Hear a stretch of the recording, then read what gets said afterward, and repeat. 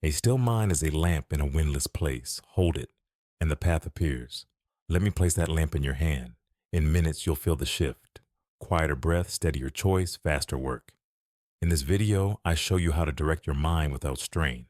You'll learn a simple way to quiet noise, hold one point, and move fast without panic. I'll give you a rule you can use each hour, a 2-minute focus drill, and a small daily plan to keep even on hard days.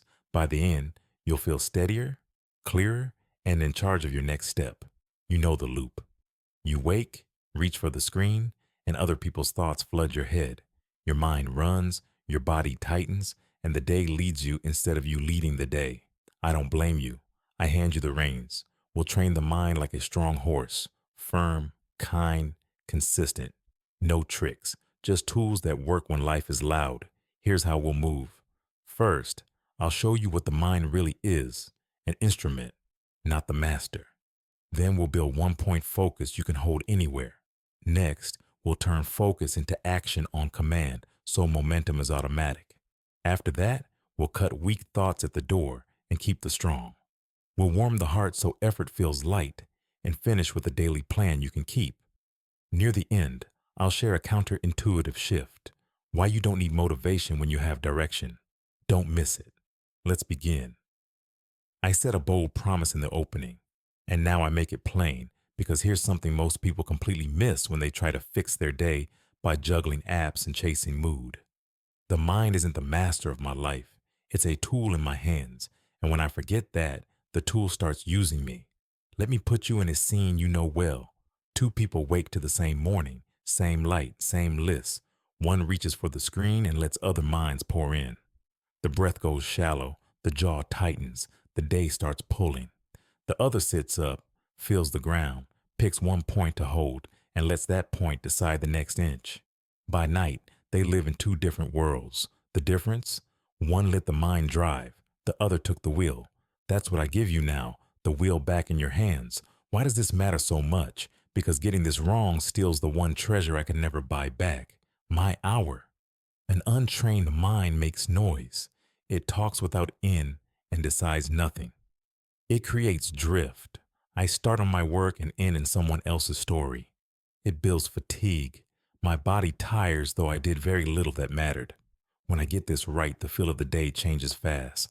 A trained mind gives me direction, fewer choices, better choices. It gives me calm. My breath evens out and my voice steadies. It gives me speed, not frantic speed, clean speed, because I stop breaking every minute. If I want a strong life, I must start with a strong hour. If I want a strong hour, I must direct the mind on purpose. What is the truth I dare hold? It's simple, and it frees me the moment I believe it. I am not the mind. The mind is my instrument for attention and choice. Attention shapes experience. What I hold holds me. If I hold a fear, I'll see proof of fear everywhere. If I hold the next good inch, I'll see a path appear where fog stood a moment ago. So I stop trying to win by wrestling thoughts in the dark. I win by pointing the beam. Think of a flashlight in a dark room. Where I point, I see. Where I don't, I stumble. Most days feel hard not because the room is cruel, but because the hand with the light is shaking. When I steady the hand, the room obeys. How do I steady it in a living, breathing day? I use 2 old pictures and 1 short test I can run anywhere. Picture 1, the charioteer and the reins. The body is the chariot. The senses are the horses. The mind is the reins. I am the driver. If I drop the reins, the horses drag me through dust and ditches, and I say the road is bad. If I hold the reins, firm, not harsh, the same road carries me where I chose. Feel that in your hands right now. Imagine the leather, the gentle pull, the steady seat. That's the posture of control. Picture 2, a lake that is also a mirror. When the lake is still, it reflects the sky as it is. When stirred by wind and stones, it breaks the sky into lies. The sky didn't change, the water did. When my mind is still, truth is clear. When it churns, I see a world of broken pieces and call it reality. I don't scold the water, I let it settle. Now the quick test, small, human, and ready to use. I call it point posture breath name. First, point. Place my eyes on one quiet spot in front of me, a corner, a knob, a dot, and keep them there for a few seconds. Second, posture. Lift the chest gently, let the shoulders drop, soften the jaw. The body tells the mind, we're safe. Third, breath. In through the nose for a slow 4, out through the nose for a slow 6, 2 rounds. A longer exhale tells the system, stand down, choose well. Fourth, name. In one plain line, I name the reality I control. And here's what is real. I take the first step. Not the whole project, the first step. This tiny sequence takes less than 20 seconds, and you can run it at a desk, in a hall, or on a call. Try it later today and watch the room go quiet without the room changing. That quiet isn't empty, it's capacity. Let me cut in with a small story you'll remember when the noise rises. A village keeps seeing a snake at dusk and no one walks the lane. One evening, someone brings a lamp close and the snake is a rope. The road didn't change, the lamp did the work. Fear is often a picture my mind throws on a wall. If I move the lamp, my attention, closer to the fact, the picture breaks. That's why I don't fight shadows, I bring the light where it matters, or take a lighter moment. I once tried to read while the radio blared, the kettle hissed, and a friend talked from the doorway. I didn't win by yelling over the noise. I won by turning one thing off, then another, then choosing what I wanted to hear. Control feels like that. Less shouting, more choosing. Now you might think, but my mind runs fast. It sprints the second I sit. Good. Then I have more reps to train. Every return is a rep. If I come back 10 times in a minute, I didn't fail 10 times. I trained 10 times. This one shift, calling returns reps, turns frustration into progress and progress into pride. And pride here is clean. It's the pride of a craftsperson who held the tool well for 60 seconds longer than yesterday. That's how mastery starts, not with fireworks, with held attention. Would I keep watching at this point? Yes, because now I've seen the real value. I'm not trying to change all of life at once. I'm learning to hold the handle that moves the rest, and I'll make this even more useful. In the next part, I won't ask my mind to be silent for an hour. I'll teach it to hold one point, a breath, a word, or the first inch of work, without strain, like a lamp in a windless place. I'll tune it like a string, small turns, a big change, and you'll feel control click in your own chest. Now that I know the tool, I build the grip. Now that I know the tool, I build the grip. And here's something most people completely miss when they try to control the mind by force and argument and long speeches inside the skull. Every fight feeds the noise, while one clear point ends it. So what I'm about to share might feel too simple at first, but simple is the door that discipline uses. And when you walk through it, the whole room changes. So come with me for a moment and picture two people under the same deadline and the same hum of the world. One keeps switching windows and calling it work. Shoulders high, jaw tight, breath shallow, eyes skating from tab to tab. The other pauses for 60 honest seconds, lifts the chest, softens the face, breathes in for 4 and out for 6, then chooses one point to hold, a breath at the nose, a quiet word that lifts the heart, or the very first inch of the task, and holds it like a steady hand on a wheel. 10 minutes later, the same world looks different. And the difference is not luck or talent or caffeine. The difference is this one law I live by. Control begins with holding one point without strain. Why does this matter so much? And why should I trust it more than moods and hacks and new tricks? Because getting this wrong means I'll spend an hour pretending to start and another hour fixing the mess that pretending made. I'll pour clean energy through a cracked bowl and then curse the bowl. I'll end the day tired and still not moved, but getting this right turns minutes into a path I can walk. My breath slows on its own. My shoulders drop without me pleading. The task in front of me stops looking like a mountain and starts looking like a first step. And that first step is the only place power ever lives. So if I want a strong day, I must learn the grip that holds attention steady long enough for action to begin. And if I want that grip, I must choose the smallest honest way to hold one point and return to it gently as many times as it takes. What is the move? Plain and workable. Not a mantra I forget by noon, but a method my body can run even when my mind is loud. It is this: posture, breath, point, return. Posture first, because the body teaches the mind faster than the mind teaches the mind. I sit or stand upright as if a string lifts the crown of my head. I let my shoulders slide down. I soften the jaw and rest the tongue. This says to the whole system, we are safe. We can choose. Breath next, because the breath is the bridge between thought and nerve. I inhale through the nose for a quiet 4. I exhale through the nose for a calm 6. I do that 3 rounds. The longer exhale tells the body to stand down and give me the reins. Point next, because attention needs a home. I pick 1.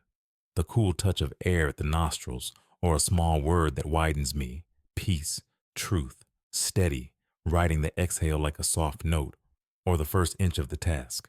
Open the doc and write 1 line. Dial and say the first sentence. Sort the top 3 and choose 1. And finally the sacred part. Return gently.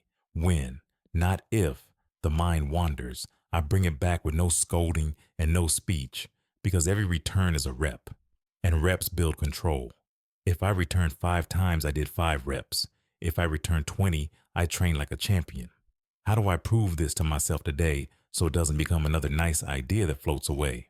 I run a 90-second tuning test the way a musician tunes a string with small turns that make a big change. I look at a still point in front of me for 30 seconds while I breathe 4 in and 6 out. Then I hold my chosen point for 30 seconds. Breath, word, or first inch. Then I speak 1 clean line about reality for 30 seconds of quiet action. Here's the next inch. Write 1 line. And I write it. Somewhere between second 60 and second 90, the jaw loosens, the eyes steady, the room seems to hush without the room changing. And that is the feel of the grip arriving in my hand, a lamp in a windless place where the flame stands straight and the path appears. If I want numbers, I keep them small and kind. 3 sets a day, 2 minutes each, that is 6 minutes total, and 6 honest minutes will beat 60 scattered every time. Now, if I stumble and the mind sprints the second I sit, and it will on some days, I shrink the target until it is impossible to miss. I hold for 30 seconds instead of 60. I use the simplest word in the world, here. On the exhale, I stand by a window and place 1 palm on the frame so the body has an anchor. I add a tiny cue, a finger tap, or a single step forward, because bodies love rituals, and rituals turn choices into reflex. If a wave of noise hits, I don't argue. I pour it into the pattern. Posture up, 4 and 6 out, 1 point, gentle return, again and again and again, until the wave spins itself and I'm still here. And being here is the whole point. Let me drop 2 pictures that keep the practice alive when I'm tired. First, the tuning string. Nobody yanks a peg and hopes for pitch. Small turns, steady hand, listen, adjust, hold. That's how music appears. Second, the flashlight. When someone says, over there, over there, over there, and I swing the beam in every direction, nobody sees anything. But when I slow the hand and let the beam rest, the room reveals itself, and I stop bumping into chairs. That's how attention works. And that's why 1 point beats 10 plans, because 1 point reveals the next inch, and 10 plans reveal only more plans. Would I keep watching? And would this hold me if the day gets loud? Yes, because I can already feel the grip forming, and I know what comes next, and I want it. I'm not going to ask the mind to sit still for an hour like a statue. I'm going to turn this point into motion so momentum becomes automatic and hesitation has nowhere to live. I'll use a 5-second window so the mind can't rebuild its excuses. I'll name the next inch in 1 sentence. I'll run 3 clean 60-second starts and let a trickle become a river. And when I do that, the day will move under my feet. I can hold a point. Now I turn that point into motion.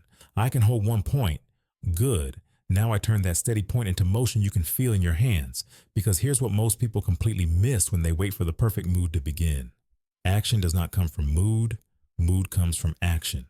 And the few seconds between a clear point and the first move decide the whole hour. So I won't let those seconds leak. I'll close that gap with a simple kit I can run in any room, under any pressure, without asking the world to be quiet. Picture 2 people at the same desk with the same work and the same clock. One keeps checking if they feel ready. They clean the desk. They change the song. They read 1 more. How to? The engine revs, but the wheels don't roll. The other sets 1 point, counts down once, names the next inch out loud, and moves within 5 seconds. By minute 3, the river is pulling them, not the other way around. And the difference is not talent or luck or coffee. The difference is this small law I live by. Move the hinge and the door will swing. Why does this matter so much to me? Because if I pause after I've set the point, the mind rebuilds its noise like quick fog over warm water. It paints new pictures and sells me safe delays with clever words. And soon I'm busy but not moving. I end the day tired and thin, and my mind learns not to trust my word. Getting this wrong is costly. Hours bleed in bright rooms and I call it fate. Getting it right flips the feel of the day in minutes. Motion gives me clean energy. The chest opens, the breath settles, focus deepens, and results show up because I move first. Remember the river at its headwater, a trickle that looks like nothing until it becomes everything. That is what the first minute of honest action is, small water with force in it. If I start the trickle, the river will do its work. What is the kit? Clear and portable. 3 parts, the 5-second window, the 1-sentence rule, and 3 60-second starts. That's it. The 5-second window is simple. Once I fix my point, I begin within 5 seconds so the brain cannot rebuild its stalls. I count down under my breath.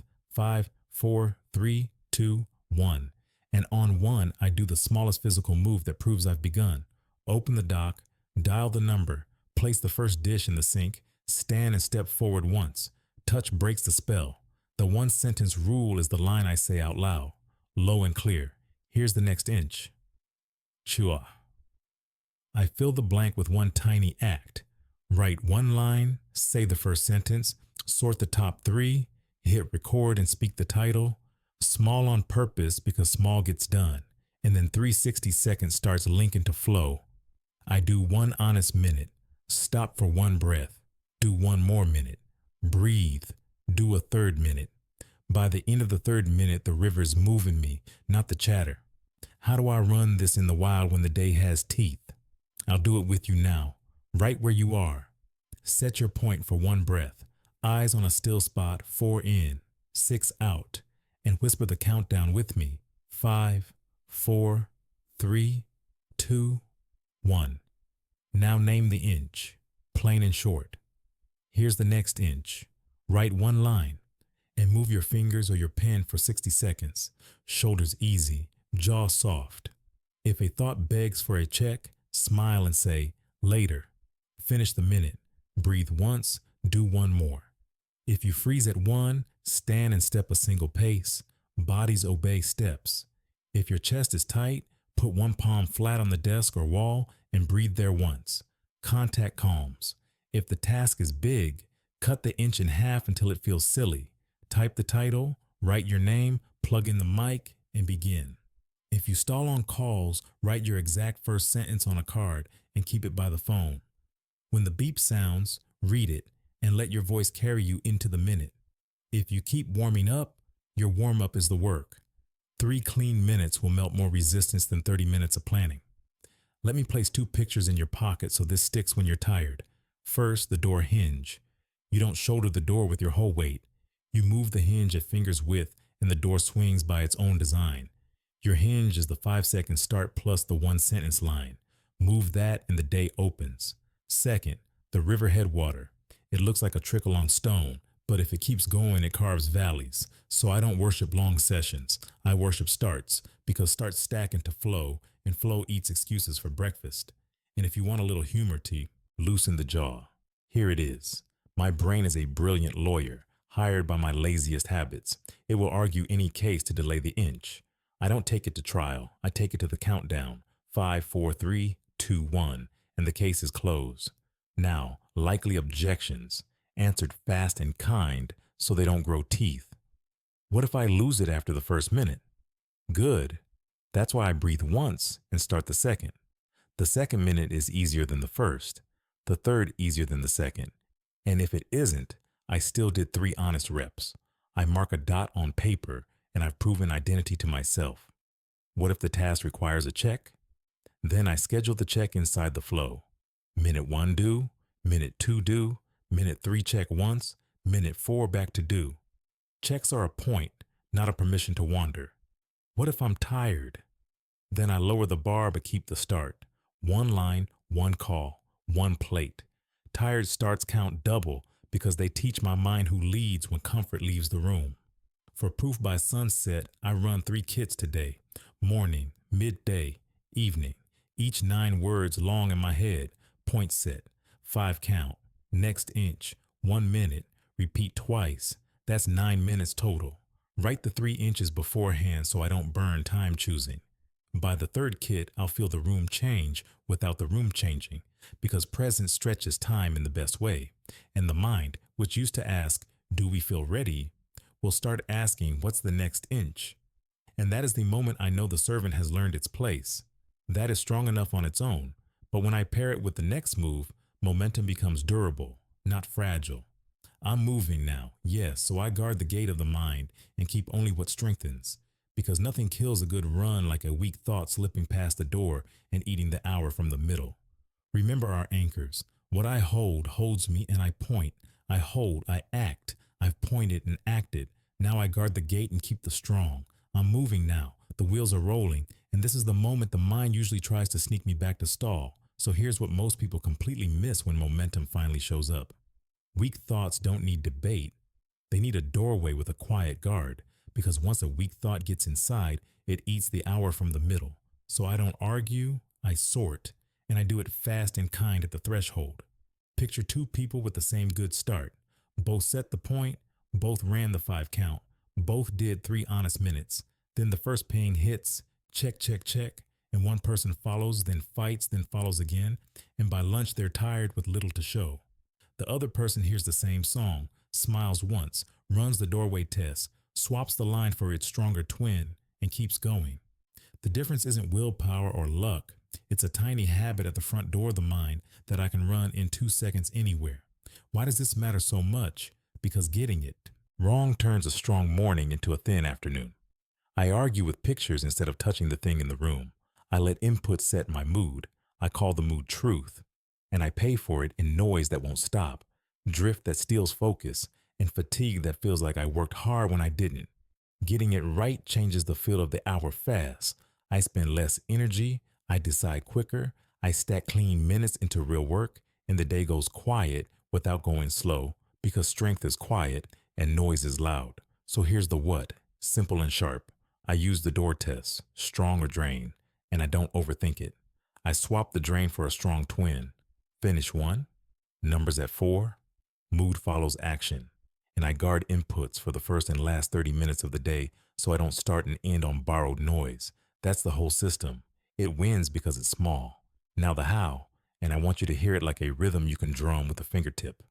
The door test is a 2-second scan. Does this make me taller or smaller?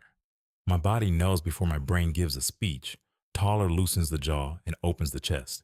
Smaller tightens the shoulders and narrows the eyes. If it's taller, let it in. If it's smaller, stop it at the frame and run the swap. The thought says, open the dashboard now or you're blind. My chest shrinks. Drain. The twin. Numbers at 4. And I say it once and return to the inch already in my hand. The thought says, start 3 things so you don't miss out. Drain. The twin. Finish 1. Breathe out. Finish 1. The thought says, wait for a better mood. Drain. The twin. Mood follows action, and I act. No courtroom. Just a doorway, a nod, and a turn back to the work. If a picture tries to scare me, and they do, they're good at it. I use the oldest lamp in the world, the rope snake trick. When the mind throws a shape on the wall, I don't swing at shadows. I bring the lamp close. I name what's real in one line. Here's what's real. Reply to the first email only. And then I do it. 9 times out of 10, the snake turns back into a rope the moment I touch the task. And when my craft starts to draw eyes, because clean work does, I remember the baker at dawn. She doesn't throw the doors open at 4 a.m. and ask the crowd what to do. She kneads, measures, watches the heat. Craft first, crowd later. So I guard the first 30 minutes like a baker. No feed, no scroll, no numbers, just mix the day's dough. I guard the last 30 minutes the same way. Cool the oven, note 1 win, set 1 fix, release the rest. The world can talk to me in the middle. It does not get my start or my end. Let me give you a small kit so this sticks when the day gets loud. Pocket card. 3 strong twins written where my eyes land. Finish 1. Numbers at 4. Mood follows action. When noise arrives, I don't invent. I use the card. 2 gate day. Gate 1 is morning. 30. Posture up, 4 and 6 out. 1 point, 1 inch. Gate 2 is night 30. No inputs, 1 win kept, 1 fix named, the rest released. If I slip, I don't make speeches. I restart the gates tomorrow. Repetition beats remorse. 5 cuts by 5. Before 5 p.m., I make 5 swaps. Drain, strong, and mark dots on paper. By the 5th dot, I feel 10 pounds lighter because I stopped carrying arguments that never wanted to end. Now I'll add a little humor to keep the jaw loose, because a loose jaw keeps the mind honest. My brain is a brilliant lawyer on retainer for my laziest habits. It will argue any case to keep the old payout. I don't take it to trial. I take it to the door, strong or drain, in or out, and I walk on.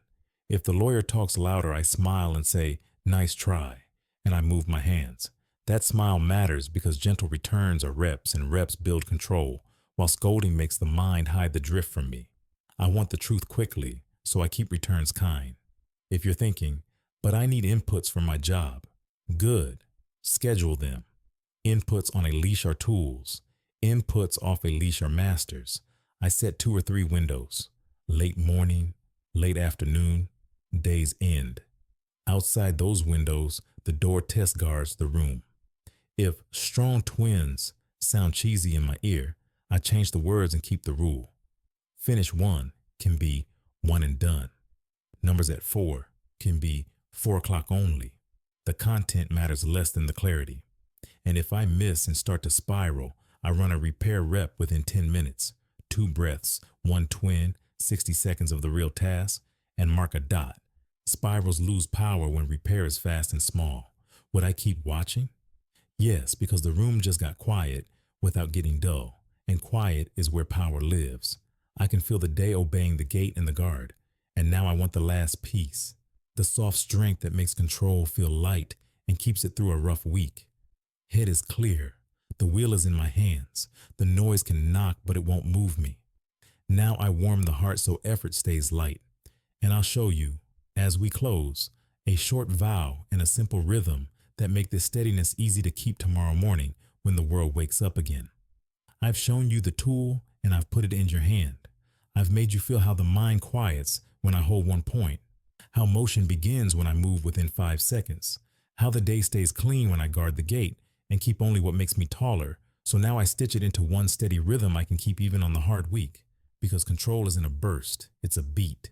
And when the beat is steady, the rest of life keeps time. Listen and let it settle in your chest. I am not the mind. The mind is my instrument. What I hold holds me, so I point.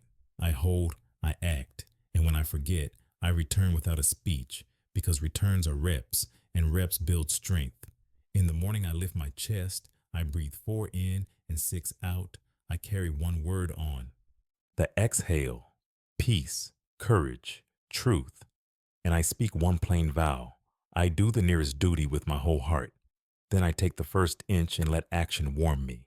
In the day, I run the hinge every time I stall. Point set, 5 count, next inch, 1 minute, again and again until the river takes me.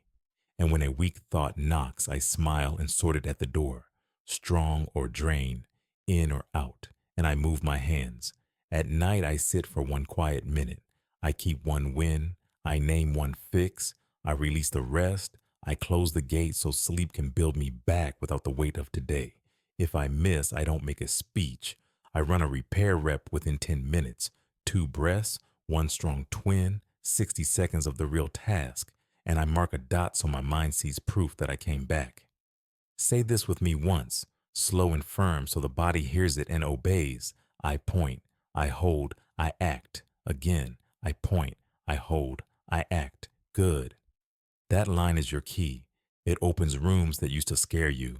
It settles calls that used to shake you. It moves work that used to stall.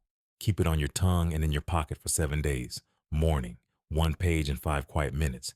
Day, name the next inch out loud and do it. Night, 1 win, 1 fix, release the rest. Mark each rep with a dot so trust returns where it belongs, inside your own word. And if you want to lock this even deeper, before the next hard task, I'll teach you a 2-minute drill that snaps you into command on cue. A small turn in the breath most people miss that makes your voice steady and your hands sure in under a minute. Hook. Want to switch your mind on command in 2 minutes? Curiosity. There's a breath turn that flips the body from fight to control. Action. Click the next video. The 2-minute focus. Control on command. Start it tonight while your will is warm and your hands are still on the wheel.